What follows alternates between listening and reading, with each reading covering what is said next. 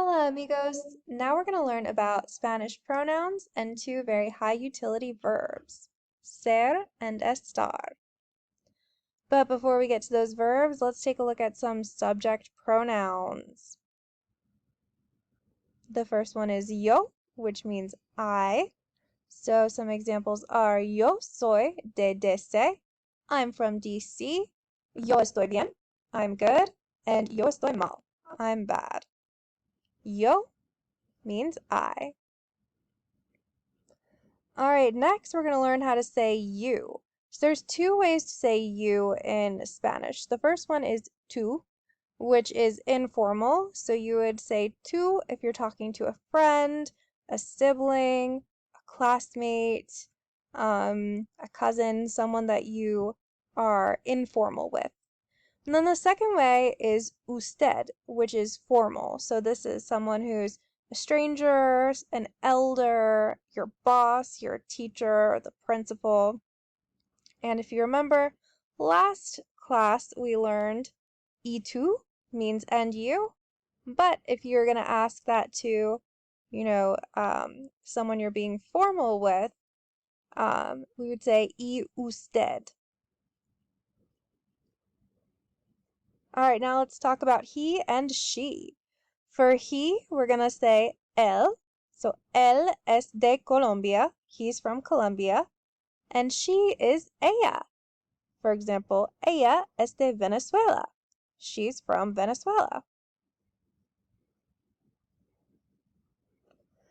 Okay, so now we're going to talk about nosotros y nosotras, which means we. And the difference between nosotros and nosotras is if it has an O, we're talking about a group of males, and if it has an A, we're talking about a group of females. If it's a mixed group, we got some males, some females, then we're going to default to the O, nosotros, because of the patriarchy. An example would be, nosotros estamos bien. We are good. Same thing with ellos y ellas over here. That means they. If it's a group of boys, we have the O. If it's a group of girls, we have the A. And if it's mixed, it's ellos with an O. Example, ellas están bien. Okay, so now that we have these pronouns down, we're going to start talking about two very common verbs.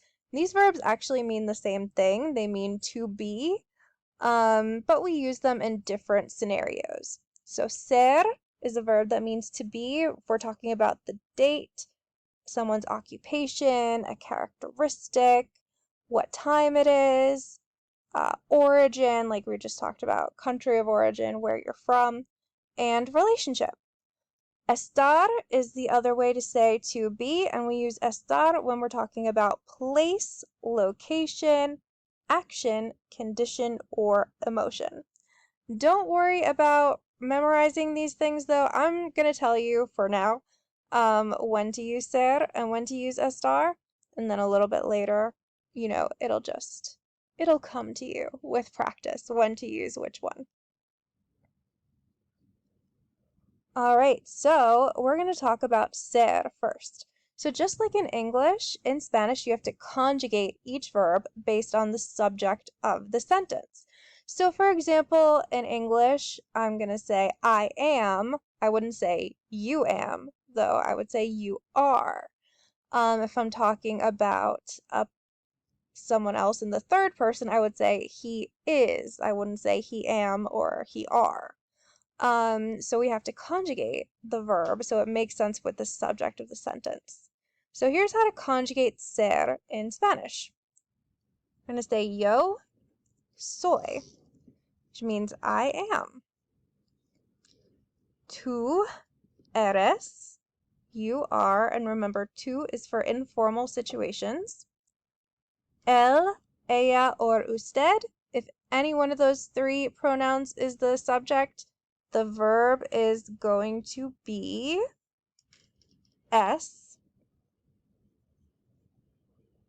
Nosotros or nosotras, somos, we are, and ellos, ellas, or ustedes son. All right, so let's take a look at a couple examples. Yo soy de DC. I'm from DC. Él es inteligente. He is intelligent. ¿De dónde eres? Where are you from? Ella es mi amiga. She is my friend. And nosotros son estudiantes. We are students. All right, now let's take a look at estar, the other way to say to be. Just like with ser, and just like in English, we're going to conjugate this verb based on the subject of the sentence. All right, so if we're going to say I am with estar, that is yo estoy. Like yo estoy bien, like we learned in the last lesson. With to, it's estás. With a, ella, with él, ella, or usted, it's están.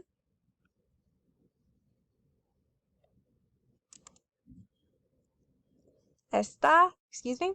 With nosotros y nosotras, it's estamos. And with ellos, ellas, or ustedes, it's están. All right, and some examples with estar are yo estoy bien. ¿Dónde estás? So yo estoy bien is I am good. ¿Dónde estás is where are you? Él está nervioso. He is nervous. Ellos están en la escuela. They are in the school. And nosotros estamos estudiando. We are studying. Bueno, muchas gracias. Hasta pronto.